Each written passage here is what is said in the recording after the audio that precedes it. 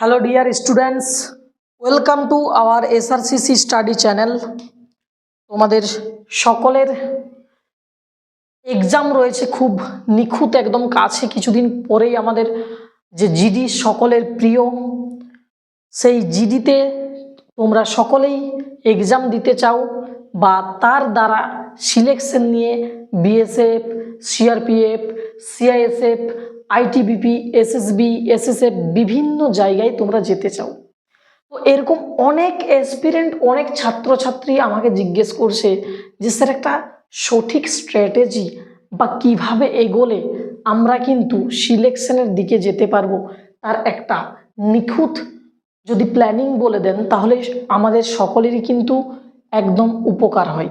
তো দেখো, প্রথম কথা তোমরা হয়তো আমার হোয়াইট বোর্ডে দেখতে পাচ্ছ কি লেখা রয়েছে। দেখো, সবার প্রথম বলি, এসএসসি জিডি এক্সাম করার বা চিন্তা ভাবনা নেওয়ার আগে সবার প্রথম যেটা তোমাদেরকে নির্বাচন করতে হবে সেটা কি দেখতে পাচ্ছ এখানে, যে गलत दिशा में भाग भी लोगे ना कुछ नहीं होने वाला। समझे क्या लिखा है भाई? इस साइड देखो, गलत दिशा में भाग भी लोगे ना कुछ नहीं होने वाला, लेकिन सही दिशा में चल भी लोगे ना तो मंजिल तक पहुंच ही जाओगे। समझे कि नहीं? क्या बोला है भाई? गलत दिशा में भाग भी लोगे ना, तुम्हें यदि भूल रास्ताय জোরে দৌড়াও না, তুমি যদি একটা ভুল রাস্তায় বা হয়তো তোমার যেখানে পৌঁছানোর জায়গা রয়েছে, তুমি যেখানে যেতে চাও ভুল রাস্তা ধরেছো আর তুমি ভাবছো আমি চার চাকা নিয়ে, আমি বাইক নিয়ে আমি চলে যাব, এটা কখনোই হবে না। তুমি যদি ভুল রাস্তায় যাও, ওটাই বলছে গলত দিশা মে ভাগ ভি লোগে না কুছ নেই হোনে वाला, কিচ্ছু হবে না ভাই যদি সেই রাস্তাটা ভুল তুমি জানো।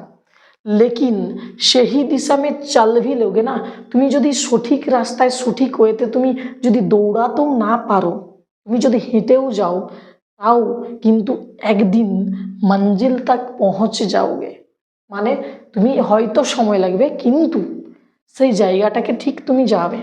এমন নয় যে ভাই তুমি কেউ তোমাকে বলে দেবে 2 থেকে 5 মাস বা 5 থেকে 8 মাসে তুমি বিশাল বড় ব্যাপার হয়ে যাবে, তুমি চাকরি পেয়ে যাবে, এমন কখনোই ঘটবে না তোমার জীবনে। তুমি যদি কোনো জিনিসের জন্য শর্টকাট চাইছো, এটা কিন্তু তুমি প্রথমেই তোমার ডিসিশন ভুল। কারণ যে কোনো ফিল্ড, তুমি ডিফেন্স চয়েস করো, তুমি পুলিশের যে কোনো জায়গা চয়েস করো, এটা কিন্তু ম্যাটার নয় যে তুমি ধৈর্য তোমার মধ্যে নেই। কারণ গভর্নমেন্ট জব এমন নয়, মানুষ হচ্ছে কি জানো তো, উষ্ণ রক্ত প্রাণী বিশিষ্ট মানুষ। যেমন সাপ কি হয়, সাপ হচ্ছে শীতল রক্তের, মানুষ উষ্ণ রক্তের। মানুষের মধ্যে এই ধৈর্য শক্তিটা অনেক মানুষেরই কি হয় কম আছে। এখানে ভাই এই সরকারি চাকরি, সে ডিফেন্স হোক, পুলিশ হোক, যে কোনো ডিপার্টমেন্টে যাওয়ার আগে এটুকু জানতে হবে যে আমি সঠিক রাস্তায় যাচ্ছি নাকি ভুল রাস্তায় যাচ্ছি। সঠিক রাস্তায় তুমি যদি যাও, তুমি যদি দৌড়াতেও না পারো, তুমি পৌঁছবে, এটা বাস্তব।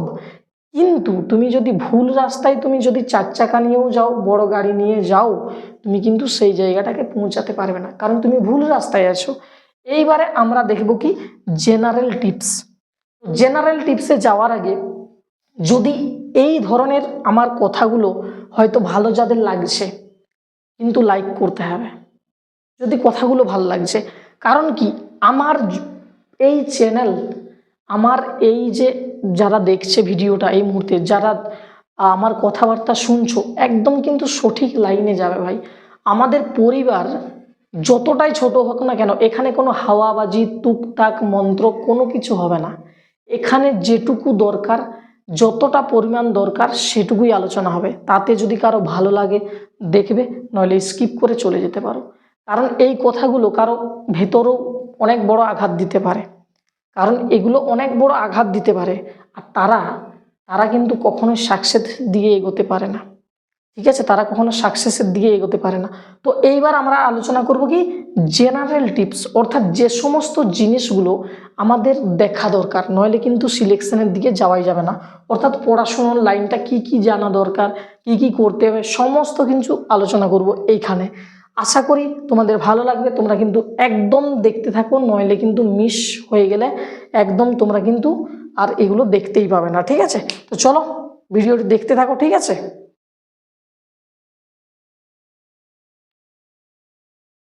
দেখো, এইবারে আমরা কি জেনারেল টিপস আলোচনা করব, অর্থাৎ এসএসসি জিডি তোমার কোন কোন জিনিসগুলোকে ফোকাস করে বা কোন কোন জিনিসগুলো দেখা প্রয়োজন। এখানে কোনো ভাই প্রথমেই বলছি হাওয়াবাজি হবে না, যতটুকু আমাদের দরকার ঠিক ততটাই আলোচনা হবে। আমার ভিডিও লাখজন দেখুক বা 2 জন দেখুক বা 16 জন দেখুক নাকি 50 জন দেখুক, এটা ম্যাটার নয়। আমার ম্যাটার হচ্ছে যতজন দেখবে সে ততজনই এই জিনিসগুলো বুঝবে, এমনকি সেই ততজনেই কিন্তু সঠিক রাস্তায় পরিচালিত হবে। এমন নয় যে তুমি এই ভিডিওটার এই যে টিপসগুলো দেখলে আর তুমি উল্টা রাস্তায় তুমি যাবে, যদি সঠিকভাবে পালন করো এমনটা কখনোই হবে না। ঠিক আছে, তুমি চারিদিকে যতই যেখানে খুশি ঘোরাঘুরি করো কিন্তু এই রকম টিপস তুমি কোথাও পাবে না, এটুকু লিখে দিতে পারি। এবার ব্যাপারটা হচ্ছে কীরকম, প্রথম যে আমার এগুলো একদম জেনুইন ভাই, মানে নিজের যে ভেতর থেকে না এগুলোকে উৎপত্তি করা হয়েছে, বোঝা গেল? নিজের একদম কি বলবো আর, মানে এতটা পরিমাণে আলোচনার বিষয় এগুলো যেগুলো দরকার, এগুলো প্রত্যেকটা স্টুডেন্টের জানা দরকার, নইলে কিন্তু তুমি কখনো যেতে পারবে না, এগোতে পারবে না। ঠিক আছে, আর এগুলোই বেশিরভাগ ছেলেমেয়েরা ফোকাস করে না, হয়তো জানে কিন্তু ফোকাস করে না। এমনটা নয় যে জানে না, কিছুই জানে, শুনেছে কিন্তু না করবো না, এরকম একটা ব্যাপার। তো দেখো, আমরা এখানে প্রথম আলোচনা করব কি, focus on fundamental. Focus on fundamentals মানে কি? ফোকাস অন ফান্ডামেন্টালস মানে তোমার বেসিক ম্যাথমেটিক্স কনসেপ্ট যেগুলো হয়, রেশিওর বলতে পারো, দশমিকের বলতে পারো, পার্সেন্টেজ বলতে পারো, বিভিন্ন যে চ্যাপ্টার ওয়াইজ রয়েছে সেগুলো তো বটেই, কিন্তু তোমার মধ্যে বেসিক্সটা যেন ঠিকঠাক থাকে। কারণ বেসিক্স যদি না তুমি জানো ঠিকঠাকভাবে, ম্যাথমেটিক যে অপারেশনসগুলো বা এই যে আমাদের যে কনসেপ্টগুলো রয়েছে, অবভিয়াসলি তুমি কিচ্ছু করতে পারবে না। অবশ্যই ফোকাস করো তোমার ফান্ডামেন্টাল। অর্থাৎ আমি একটা গাছ লাগালাম, সেই গাছের সাইডে আমি যদি বেড়া জাল না দিই তাহলে সেটা ছাগলে বা গরুতে ছাগলে খেয়ে ফেলবে। তো সেই রকমই তোমার যদি নিম্ন স্তরটা ঠিকঠাক না থাকে ভাই, তুমি পড়াশুনো শুরু করেছো আর তুমি ভাবছো যে আমি আচ্ছা সিজিএল দেবো, সিএইচএসএল দেবো, জিডি দেবো। জিডি এমন ব্যাপার নয় যে বিশাল বড় এক্সাম, তা না, কিন্তু সেখানে টিকে থাকতে গেলে ভাই তোমাকে তোমার ফান্ডামেন্টাল, অর্থাৎ তোমার যে বেসিক্স ফান্ডামেন্টাল, তোমার যে ভিতটা, সেই ম্যাথমেটিক্সের উপরে কিন্তু সেটা পুরোটা একদম ডিপেন্ড করে, যেটা তোমাকে নিজেকেই তৈরি করতে হবে। অতএব তুমি তোমার প্রথমে কি দেখবে, ফোকাস অন ফান্ডামেন্টালস। তোমার ঠিকঠাক আদৌ ফান্ডামেন্টালসটা তুমি গুছিয়েছো কিনা সেটার উপর নজর দাও।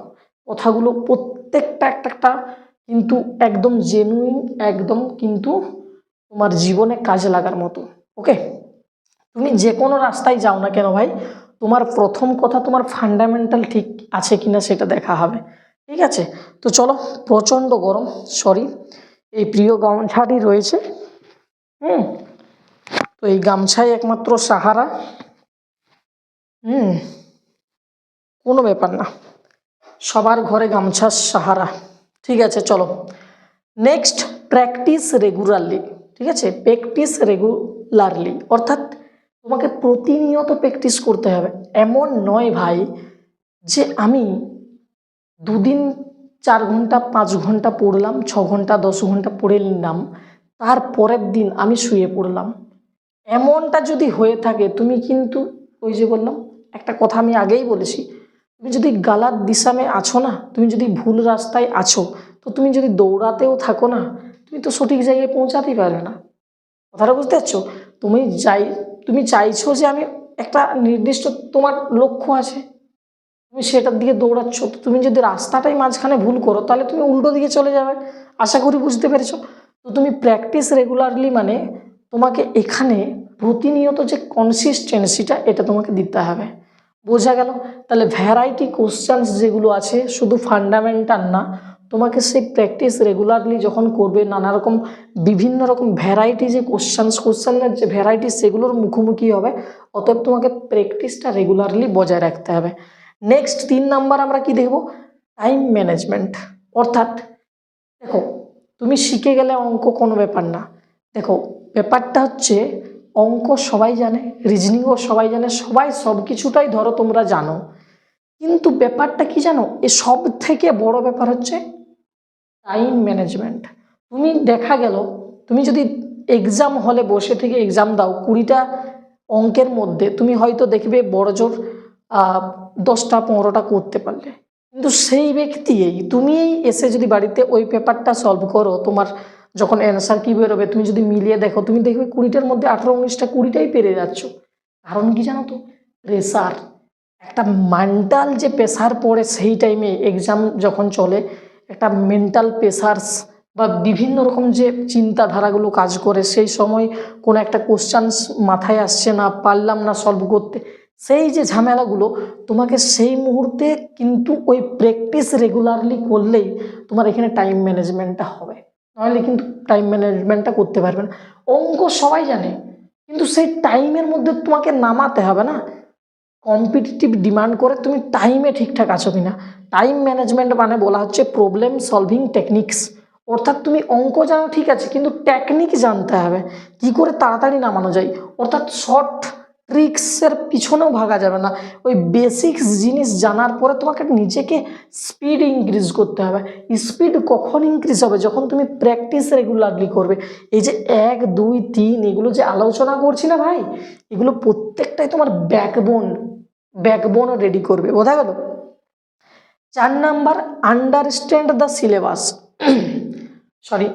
আন্ডারস্ট্যান্ড দ্য সিলেবাস, অর্থাৎ তুমি এমন নয় তুমি প্র্যাকটিসই করে যাচ্ছ, টাইম স্পিড বাড়াচ্ছ, সব কিছু করছো, অথচ তুমি সিলেবাসটাই জানছো না।